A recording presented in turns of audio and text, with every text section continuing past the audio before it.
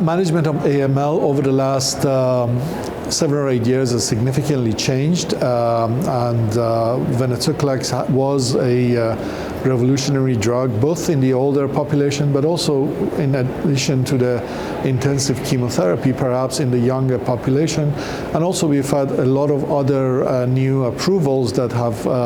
improved the outcomes of patients generally. This abstract was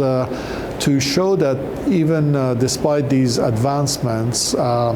even now when patients relapse, their outcome remains poor after first relapse. And because of that, we advocate to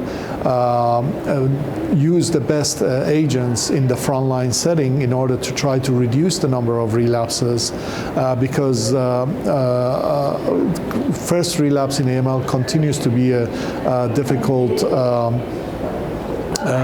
situation to manage, particularly if the patients have received prior allogeneic stem cell transplant.